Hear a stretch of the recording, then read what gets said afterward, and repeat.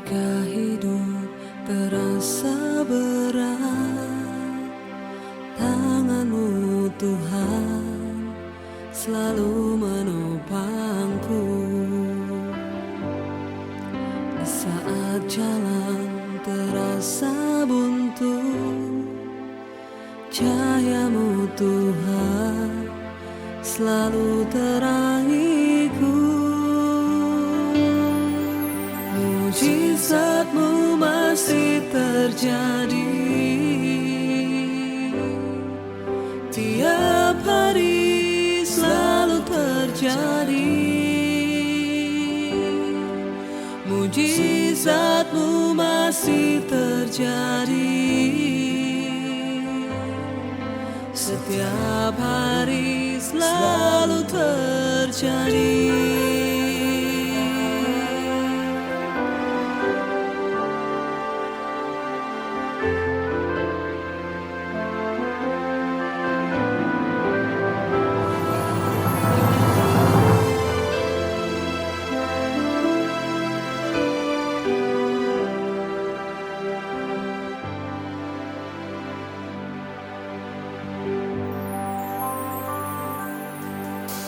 Ketika hidup terasa berat, tangan-Mu Tuhan selalu menopangku.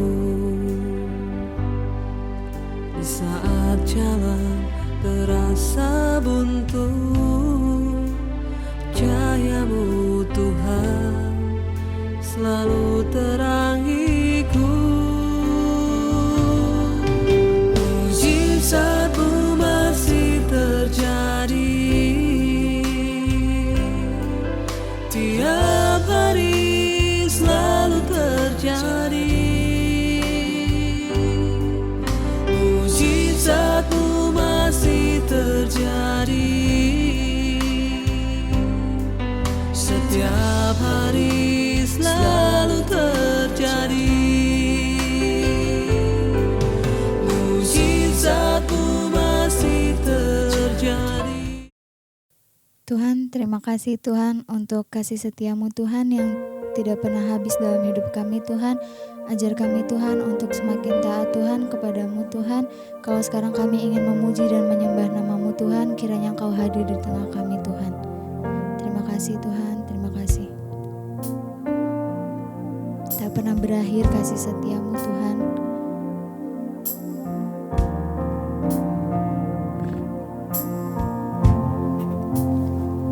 Tak pernah berakhir kasih setia-Mu, selalu nyata dalam hidupku. Tak pernah berhenti berharap padamu, Yesusku, Kau segalanya.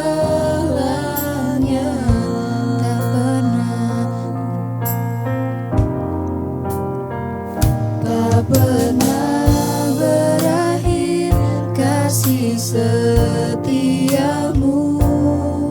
selalu nyata dalam hidupku. Tak pernah berhenti berharap padamu, Yesusku, Kau segalanya.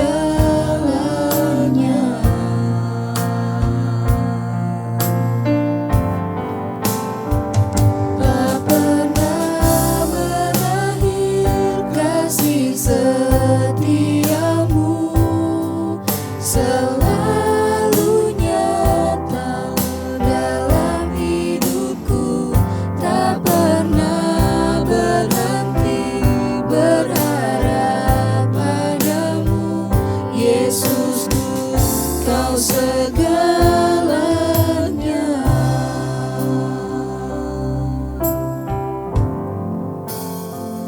Tak pernah berakhir kasih setia-Mu, selalu nyata dalam hidupku. Tak pernah berhenti berharap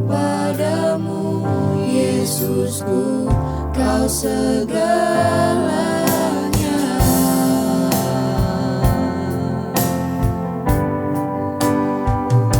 Aku punya Tuhan yang besar, yang telah berjanji dan sanggup menggenapi. Imanku bersepakat percaya kuasa-Nya. Ku terima sekarang kemenangan darimu.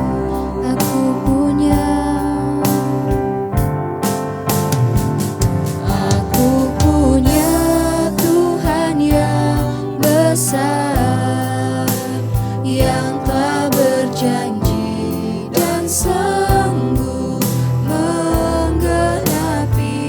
Imanku bersepakat percaya kuasa-Nya. Ku terima sekarang kemenangan darimu.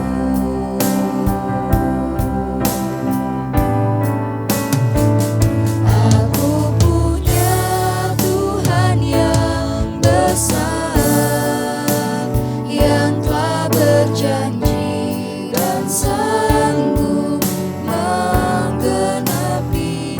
Imanku bersepakat percaya kuasa-Nya. Ku terima sekarang kemenangan darimu. Kemenangan darimu.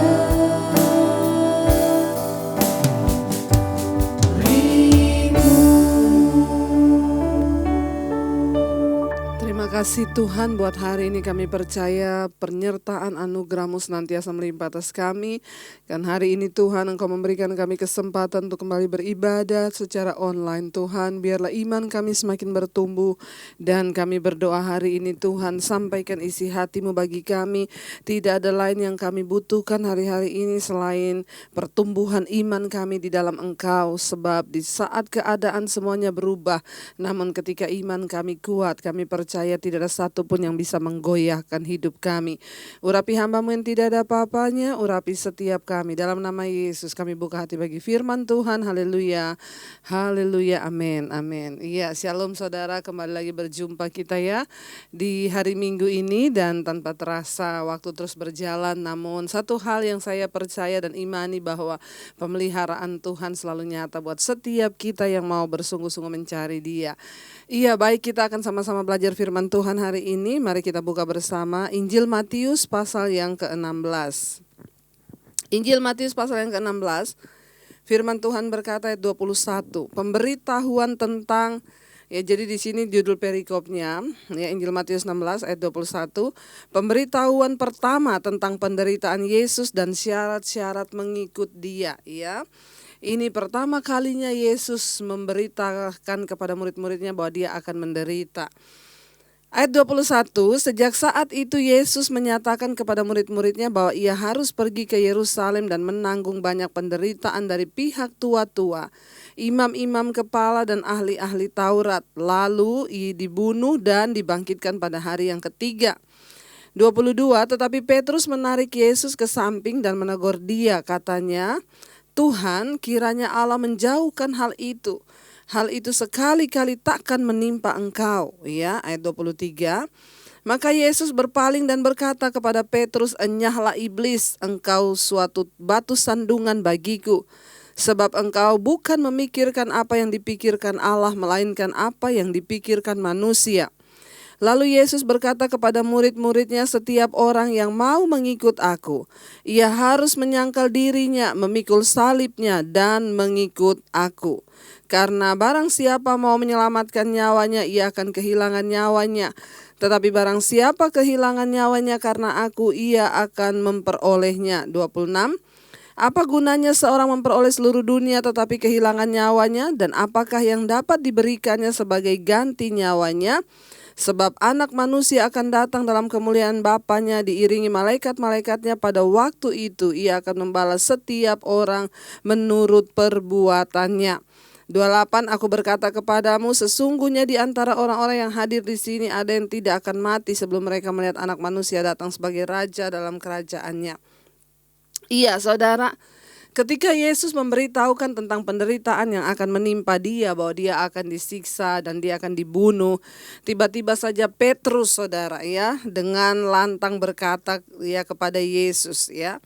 Petrus berkata, tetapi Petrus menarik Yesus ke samping dan menegur dia, katanya, Tuhan, kiranya Allah menjauhkan hal itu.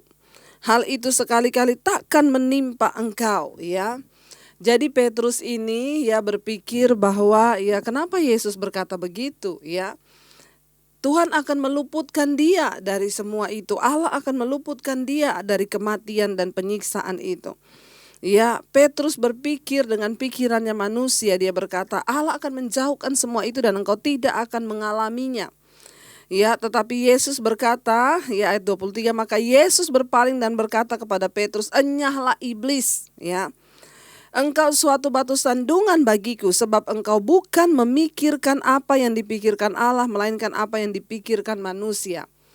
Saudara, ketika mereka mengikuti Yesus, para murid itu memiliki banyak tujuan, motivasi, dan banyak harapan. Ya, Petrus tentunya berpikir Yesus datang sebagai raja atas Israel, dan satu saat Yesus pasti akan naik tahta menggantikan raja Israel. Dan mereka punya harapan, ya tentunya mereka akan menerima jabatan lah. Ya, apa yang ada di pikiran Petrus, mengikuti Yesus itu enak, mengikuti Yesus itu mulia, mengikuti Yesus itu pasti tidak menderita. Bahkan mungkin ya ada banyak harapan-harapan di hati mereka. Satu kali ya ketika Yesus naik sebagai raja di Yerusalem, maka wow, mereka akan mendapatkan posisi-posisi yang menguntungkan bagi mereka. Makanya ketika Yesus berkata bahwa dia akan dibunuh, Petrus langsung menarik dia dan berkata, Allah akan meluputkan kamu dari semua itu. Tetapi Petrus kaget karena Yesus berkata, enyahlah engkau iblis, ya engkau batu sandungan bagiku. Kenapa? Karena engkau memikirkan apa yang dipikirkan manusia dan bukan apa yang dipikirkan Allah. Saudara, mereka mengikut Yesus dengan apa yang dipikirkan manusia. Nah, hari ini saya mengajukan sebuah pertanyaan buat kita semua. Apa yang ada di benak kita ketika kita mengikuti Yesus? Apa yang ada di benak kita ketika kita menjadi seorang Kristen? Apakah kita berpikir sama seperti Petrus bahwa mengikut Tuhan akan menerima semua kemuliaan? Mengikut Yesus akan menerima semua yang enak-enak. Apa yang menjadi tujuan kita mengikut Tuhan? Ya, apakah kita memikirkan apa yang dipikirkan manusia atau yang dipikirkan Bapa? Kalau kita mengikut Yesus dengan pikiran manusia kita, maka kita berpikir, wah ikut Yesus nanti pasti aku akan dimuliakan. Ya, dan kita sering mendengar iklan-iklan tentang kekristenan. Ya, ikut Yesus, yang naik motor jadi naik mobil, yang tadinya jalan kaki jadi naik motor. Ya, yang tadinya punya rumah 1 jadi punya rumah 3. Apa yang kita dengar hari-hari ini? Apa yang kita pikirkan? Mengikut Yesus, apa tujuan kita mengikut Tuhan? Ya, berbahaya sekali kalau kita hari ini mengiring Yesus tapi kita masih berpikir dengan cara berpikir manusia. Makanya Yesus berkata kepada Petrus, dia disamakan dengan iblis. Ya, Yesus bilang, enyah engkau iblis, karena engkau memikirkan apa yang dipikirkan manusia dan bukan apa yang dipikirkan Tuhan. Mari saudara, penting bagi kita hari-hari ini untuk introspeksi tujuan kita mengikut Tuhan. Ya, makanya kita gampang kecewa kalau melihat doa kita belum dijawab. Makanya kita mudah putus asa ketika melihat keadaan saya kok jadi rumit. Makanya kita putus asa ketika melihat suami belum bertobat, anak belum bertobat. Kita lupa bahwa kenapa kita ikut Yesus, supaya kita ini mendapat kekuatan menghadapi semua pencobaan itu. Dan kita bisa menang atas semua penderitaan dan kita mencapai garis akhir. Saudara bayangkan kalau engkau menderita hari ini tanpa Yesus. Bagaimana mungkin kita menjalani kehidupan rumah tangga di mana suami belum bertobat, istri belum bertobat, mungkin anak belum bertobat, dan kita menjalaninya tanpa Yesus. Apa yang terjadi? Saya rasa dan saya percaya begitu berat. Ya, kita bersyukur mengenal Tuhan. Kenapa? Dia menjadi kekuatan kita menghadapi setiap badai dan persoalan di hidup kita. Karena itu saya selalu berkata, orang Kristen itu, kita nih harus dekat dengan yang namanya penderitaan. Ya, kalau saudara ikut Yesus tidak mau menderita, ya saudara sedang salah jalan. Lalu Yesus berkata kepada mereka di sana, Yesus berkata kepada murid-muridnya, ya, setiap orang yang mau mengikut aku, ia harus menyangkal dirinya, memikul salibnya, dan mengikut aku. Ya, ini adalah sebuah firman yang sangat mutlak orang Kristen tahu. Ini adalah syarat mengikuti Yesus dan ini keluar dari mulut Yesus sendiri. Apa syarat untuk menjadi muridnya? Dia berkata, barang siapa, ya setiap orang yang mau mengikut aku harus menyangkal dirinya. Artinya apa? Nggak ada lagi pikiran-pikiran manusia di mana kita ikut Yesus untuk dapat keuntungan, kita ikut Yesus untuk supaya hidup diberkati, kita ikut Yesus supaya ini dan itu dan ini. Menyangkal diri, saudara ya. Yesus berkata, barang siapa ingin mengikut aku, dia harus menyangkal dirinya, ya, memikul salibnya dan mengikut aku, kata Tuhan. Ya, apa harapan kita mengikut Tuhan, saudara? Ya, satu syarat yang pertama dalam kita mengikut Tuhan adalah kita harus menyangkal diri. Apa yang dimaksud dengan menyangkal diri? Ya, Rasul Paulus menulis dalam Galatia 2 ayat 20. Ya, Rasul Paulus berkata begini, namun aku hidup, tetapi bukan lagi aku sendiri yang hidup, melainkan Kristus yang hidup di dalam aku. Dan hidupku yang kuhidupi sekarang di dalam daging adalah hidup oleh iman dalam Anak Allah yang telah mengasihi aku dan menyerahkan dirinya untuk aku. Rasul Paulus menjabarkan arti dari menyangkal diri itu apa? Namun aku hidup, tetapi bukan lagi aku sendiri yang hidup, melainkan Kristus yang hidup di dalam aku. Artinya apa, saudara? Kalau Yesus memang hidup di dalam kita, maka kita ini akan hidup dengan ya pemikiran Tuhan, nggak tersinggung lagi, tidak ada lagi yang protes. Ya, apa yang Yesus lakukan dalam hidupnya sepanjang ada di dunia, itu juga menjadi karakter hidup kita. Kita hidup tapi bukan kita lagi, Yesus yang hidup di dalam kita. Artinya apa? Kita kehilangan hak atas hidup kita. Ya, karena itu Rasul Paulus juga berkata, sebab kita telah dibeli dan harganya lunas dibayar. Sebab itu muliakanlah Tuhan dengan hidupmu, kata firman Tuhan. Ya, saya selalu berkata, hidup ini bukanlah soal kita mencapai semua yang kita inginkan, tetapi hidup kita di dunia ini adalah soal mencapai apa yang Tuhan inginkan. Aku hidup, tetapi bukan aku lagi yang hidup, Kristus yang hidup di dalamku. Mari kita semua mau punya pemikiran yang sama seperti itu. Ya, sehingga di situ Tuhan tidak akan melihat lagi kita hidup dengan pemikiran manusia.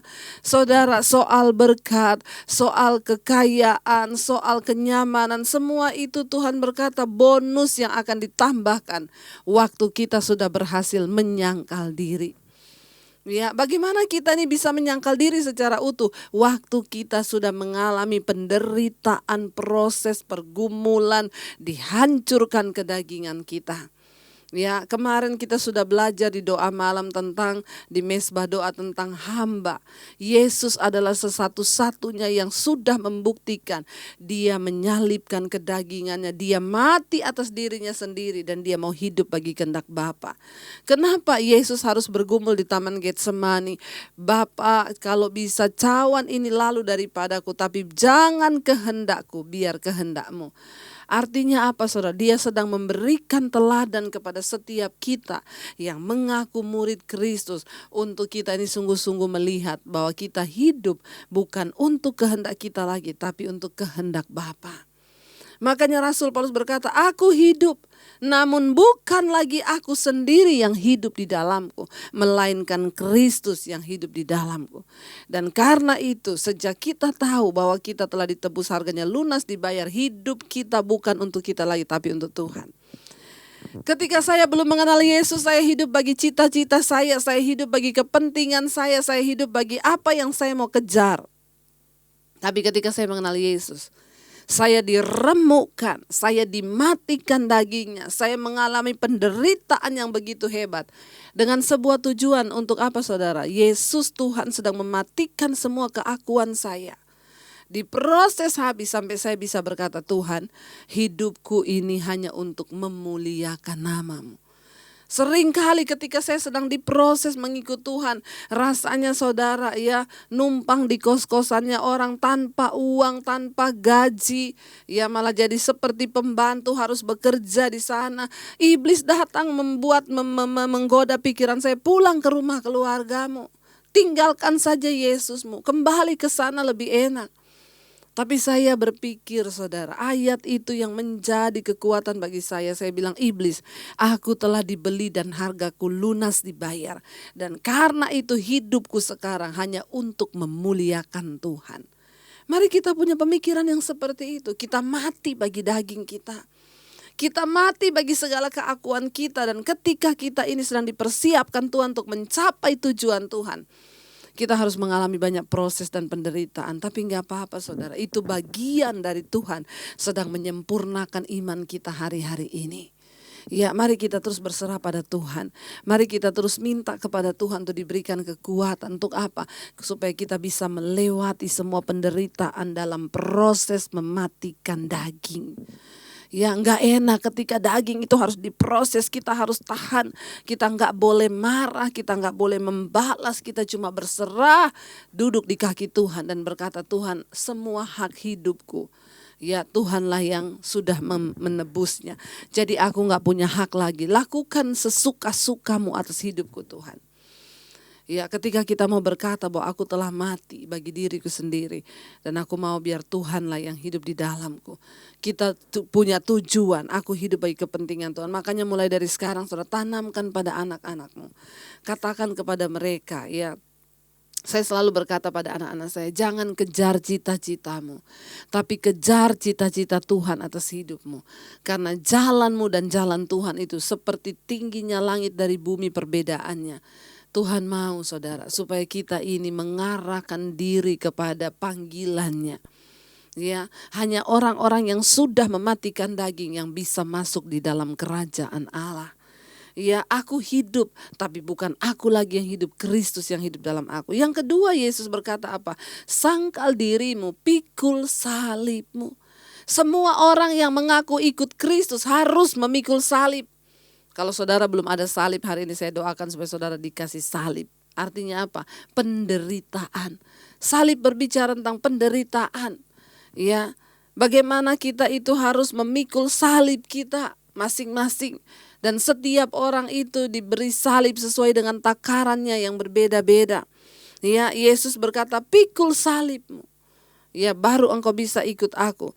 Roma 6 ayat 17 berkata begini, dan jika kita adalah anak Allah, maka kita juga adalah ahli waris. Maksudnya orang-orang yang berhak menerima janji-janji Allah, yang akan menerimanya bersama-sama dengan Kristus. Yaitu apa? Yaitu jika kita menderita bersama-sama dengan Dia, supaya kita juga dipermuliakan bersama-sama dengan Dia.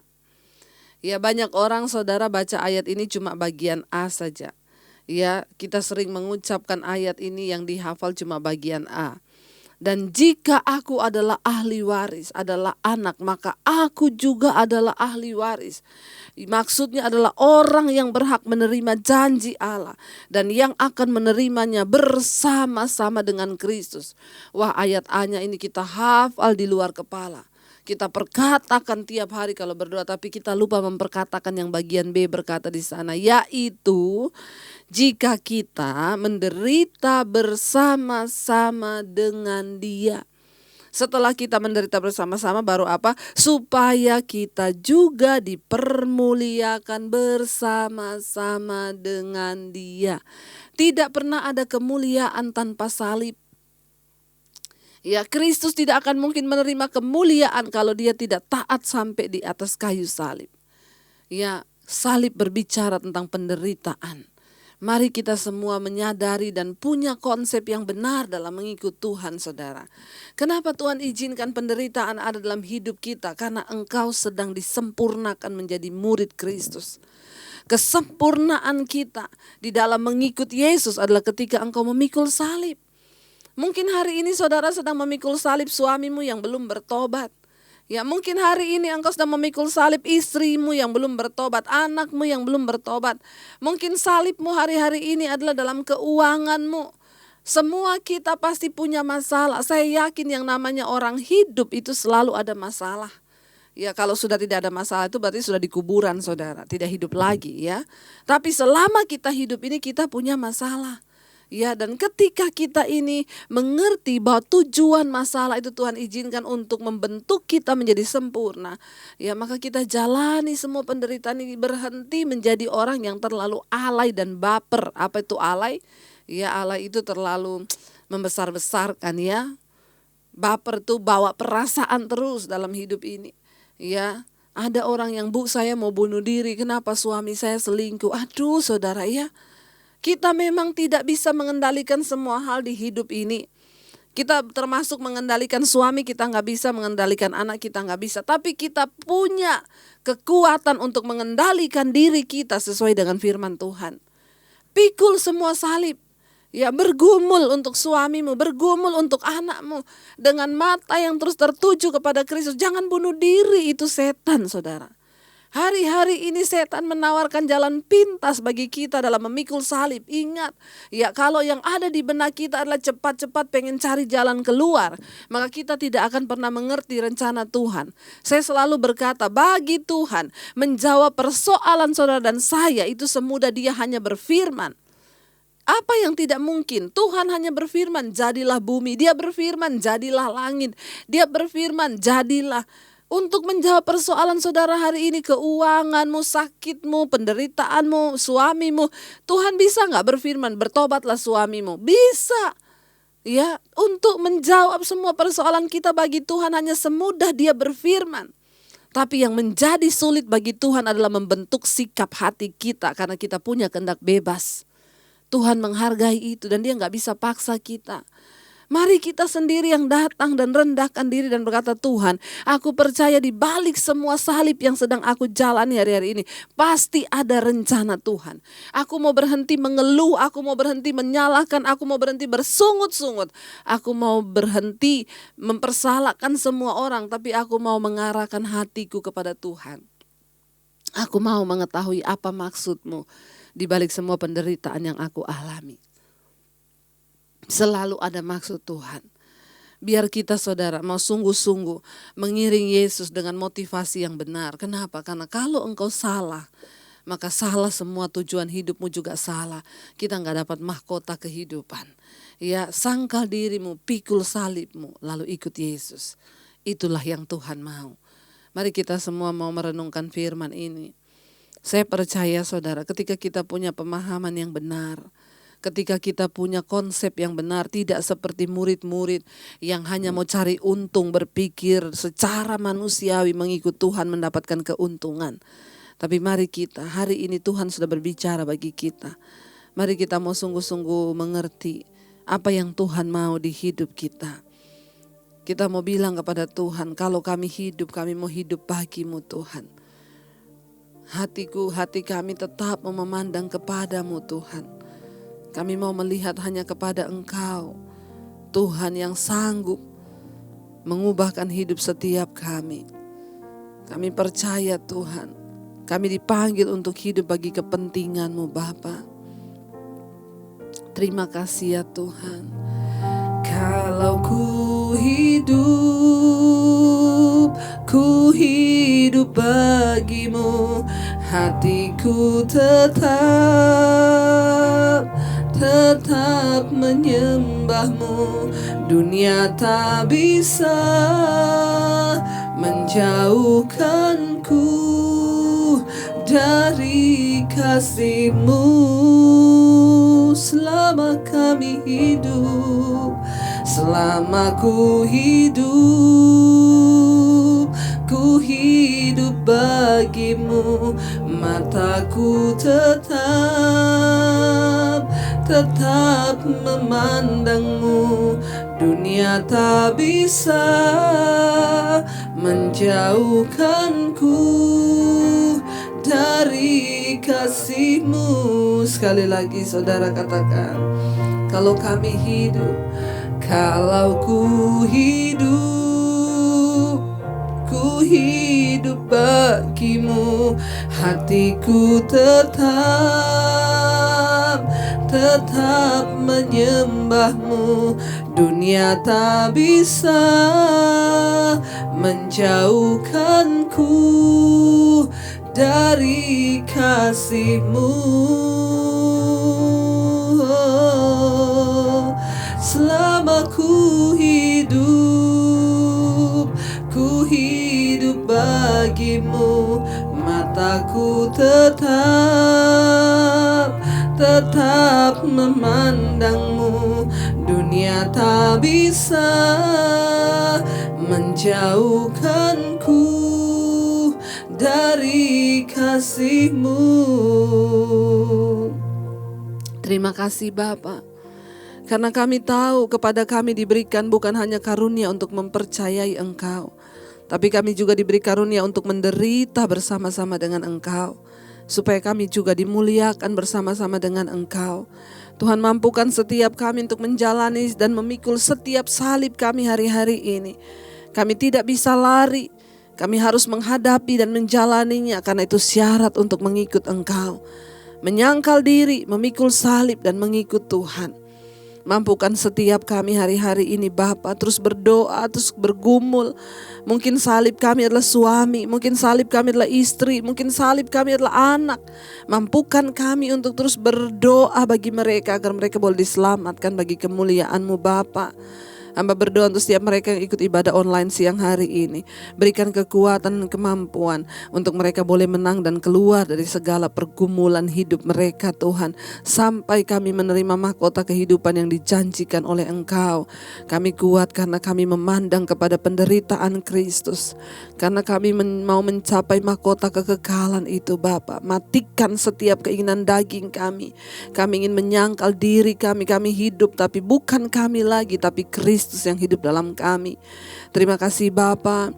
Kami percaya, hamba percaya setiap mereka Tuhan berikan kekuatan, dan kami boleh keluar sebagai pemenang. Kami juga terus berdoa buat bangsa dan negara ini. Berkati Presiden Jokowi, wakilnya, dan seluruh jajaran kabinet yang ada. Damai sejahtera Kristus, shalom atas Indonesia. Bahkan buat bangsa-bangsa kami terus berdoa. Terima kasih Bapa. Kami membuka hati dan tangan kami untuk menerima berkat Tuhan. Diberkatilah Engkau dalam kehidupanmu, diberkati rumah tanggamu, diberkati pekerjaanmu, diberkati kesehatanmu, diberkati keuanganmu. Tuhan mencukupkan semua yang kau butuhkan, dan hidup menjadi tanda bagi kemuliaannya. Terimalah kiranya berkat dari Allah Bapa, cinta kasih Tuhan Yesus Kristus, penyertaan Allah Roh Kudus akan menyertai hidupmu mulai dari hari ini bahkan sampai kali yang kedua. Namamu tercatat di dalam kitab kehidupan. Dalam nama Yesus yang percaya diberkati Tuhan, katakan bersama, amin, amin. Tuhan Yesus memberkati dan happy Sunday. Sampai jumpa nanti malam di Mesbah Doa. God bless you.